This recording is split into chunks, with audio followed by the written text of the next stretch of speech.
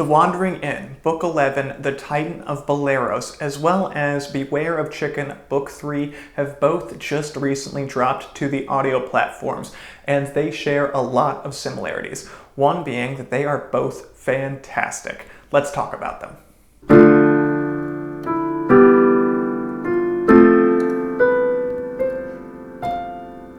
Hey there everybody, welcome back to Fantasy Inc. My name is Wyeth, and today we are doing a comparison video between the recent publications on audio platforms of The Wandering Inn and Beware of Chicken. I'm doing this because recently I've had a lot of time commitments and have needed to kind of crunch my videos together, but it kind of works out because both these books have a lot of commonalities between the two of them. They're both slice of life genre. They both have web serial authors that are putting a lot of great content out, and gonna be candid, they both have a few similar arcs, if you can believe that, at least depending on if you're trying to stretch it, which in this case I certainly am. Without further ado, let's go ahead and jump into these books and what makes them fantastic. When it comes to The Wandering Inn, The Titan of Belleros is a very apt name for this book, though I must admit it is not all-encompassing near Astorgon and his students. Yes, the arc in Belleros takes up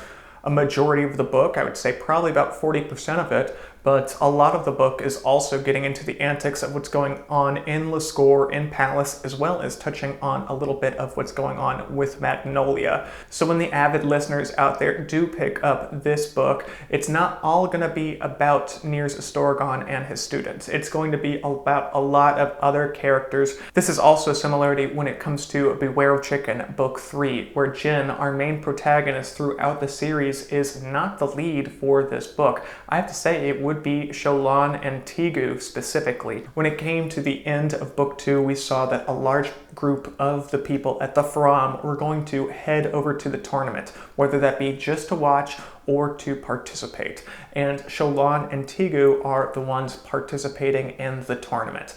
And a lot of the book is about them. And trust me, it is a fantastic decision for the author, Casual Farmer, tapping into the other characters' viewpoints and why they're making the decisions they're making is a great way to further engage readers in not just the protagonist, but also the world that they are building. And yes, we have multiple arcs similar to The Wandering Inn, Book 11, where we're focusing on these leads, but also seeing what Jin and a couple of the other Fram residents are doing as well. But I'll go ahead and leave it at that. We'll be talking the spoilers in the deep dive, the latter half of this video. Now I want to focus on the pro-con pro for each of these books, and since we're doing a comparison, I tried my best to find the same ones for each. The first pro is going to be the multiple / new perspectives that we get for each of these books. When it comes to the slice of life genre, a lot of the series out there decide to not just focus on one character,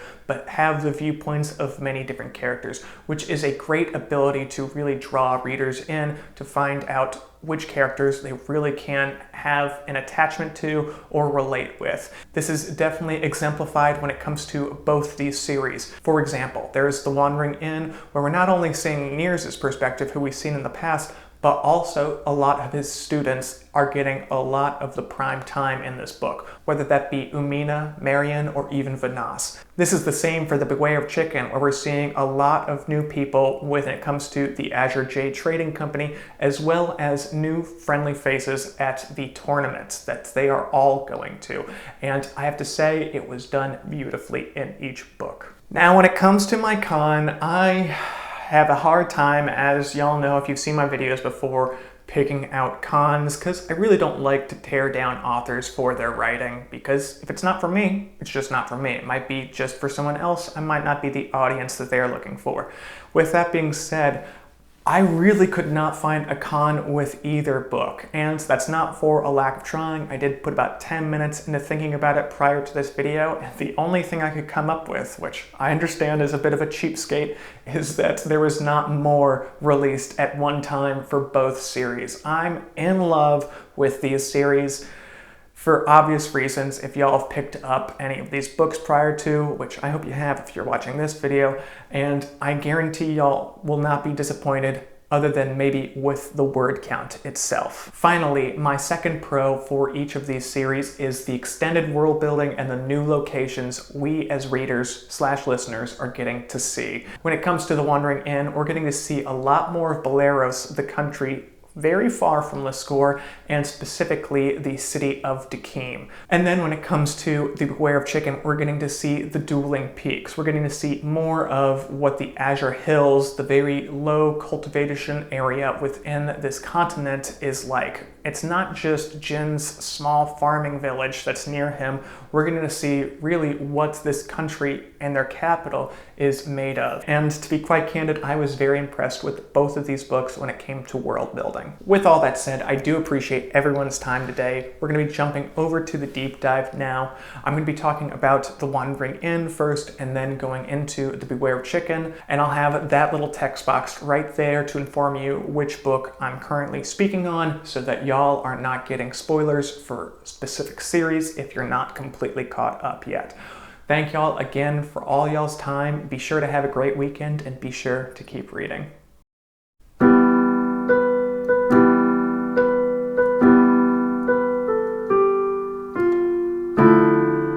When it comes to The Wandering Inn, I definitely have to start with the Dekim arc. I thought it was incredibly cool to see what the world's best strategist could come up with when he's creating a game for his students, and he did not disappoint.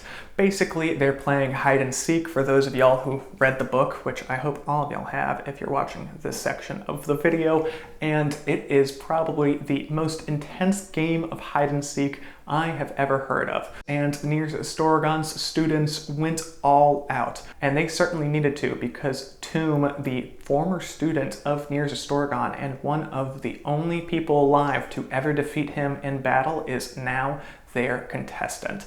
And he really pulled out all of the stops here. Now, I will say I did 100% see Umina coming in to win victory. And yes, we have a lot of her perspective throughout the book, so it was kind of clear and cut right there. But I have to say, I did not see her doing it by tunneling through the sewer system, and with that I was very impressed. But this arc really did do a lot of things to introduce a lot of these students to us as readers. First and foremost, the human Will calling in some pretty big favors to bring in his whole family and many mercenary companies to win a game of Capture the Flag is incredible. Niers Astorgon is betting a lot of his reputation on his students, and they did not disappoint. If Tomb the Mithril were to beat him by proxy again, it would really ruin his reputation, and him as well as his whole mercenary company would take a big hit. And thankfully, some could say, Umina, as well as Marion, Vanas, and Will all did their absolute best to help themselves as well as Niers out. And we'll have to see what Umina and Will's question is going to be when they have the opportunity to talk to Niers in the future books. But I have to admit, I am extremely curious. For the time's sake, we'll go ahead and stop there and jump over to the elections in Lascaux, which was the really secondary / main storyline for book 11, which makes it a little bit difficult for naming these books since they're jumping around to so many different perspectives. Yes, book 11 is named The Titan of Baleros, but you could argue more of the book is about the elections. So I guess I digressed from there, but it's something to consider for the future. Now, when it comes to the elections, Kershaya sees a lot wrong with the city of Lascaux, and for good reason. Housing prices are going up. The Adventurers Guild as well as the city guard are underfunded, and she wants to do something about this. And she has to fight a very loud competitor to really try and gain the seat. And if it wasn't for Aaron doing very Aaron deeds, she probably will lose. Yet we don't find out who wins the election at the end of book 11. I think Aaron did a lot for Kershaya to take the lead as well as take many of the seats. Now, Aaron's improvised plan that all came together but made a lot of sense with her going to Palace, making a stir, showing the citizens of Lascaux that yes, their problems are small in comparison, while also showing them that they have their own pros that Pallas does not, was a brilliant maneuver and really did a lot for my opinion on Aaron. I will say throughout the last couple books, it had been slipping. I know, it's blasphemy for the Wandering Inn fans out there, but when it came to book 11, she did not disappoint and really reaffirmed herself as why she is such a phenomenal protagonist.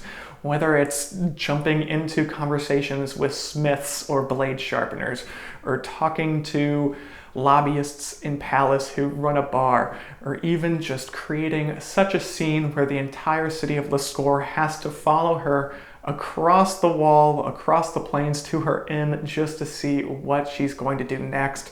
She is able to make a scene and have a positive face on the whole thing, which I'm a big fan of, to be quite candid with y'all. All in all, I was not disappointed in the slightest with The Wandering Inn, and this is probably going to be one of my top 3 books within the series as a whole, at least up to book 11 from what I've read so far. Jumping on over to Beware of Chicken now. When it came to Shollan and Teagu's journey to the tournament, or Bolin meeting a new gal pal, or even the assassins trying to steal them at the end of the book and Jin coming to save the day, I guess you'd put it. I was on the edge of my seat at many of these scenes and arcs within it. Now again, we got a lot more world building in book number 3, where we're getting to see more of the Azure Hills, and it goes to show you that Shollan and Teagu are powerful as heck. Though Shollan sadly has taken a bit of a gut punch to her cultivation after fending off the assassins, if she's hanging out at the Faram for a couple more months, I imagine she will be there momentarily. Now, when it came to a lot of the new faces, I was not disappointed, whether that be Rags, Loud Boy, or Handsome Dude. And they are able to make fast friends, speaking about the leads, with many other characters just by breaking the social norms. And they're able to break those norms because they have the best teacher to do so. A guy from Canada who's taken over the body of Jin. He is teaching his students to forget about kowtowing, forget about rank or even power. At the end of the day, everyone is a person and everybody deserves respect. And that is something that this world desperately needs. Now, we had a lot of small arcs throughout this series, whether that be Jin, Big D, as well as the couple of other people looking into the crystal and finding out that the land itself had a proprietor, or at least a cultivator who was partnered with the land spirits previously in other generations. We got to also see what it's like to work with some of the largest companies out there, at least when it comes to this land, the Azure Jade Trading Company, and how his rice is pretty top tier. And we got to see the tournament. And though Jin did not make the finale of the tournament, he was able to save the day and also teach the cultivators of this land that they're not so high and mighty. You know, if they cause the problem, basically damage to the entire city, that they are responsible for cleaning it up. And this change in mindset that Shollan, I imagine, is going to try and accomplish is not going to come overnight, but it is going to come from the younger generation, putting aside past grievances and working together with each other, whether that be whatever clan they're from, to make the Azure Plains a very hospitable place to be. All in all, you could tell I loved both of these series equally and could not find a con with either, other than the word count not being larger. I would love to hear y'all's opinions in the comments below. Please feel free to start discussions with some of the other subscribers or viewers, and I will do my best to respond to everybody as well. With all that said, thank y'all again for this time, and I hope everyone has a fantastic rest of your week, and be sure to keep reading.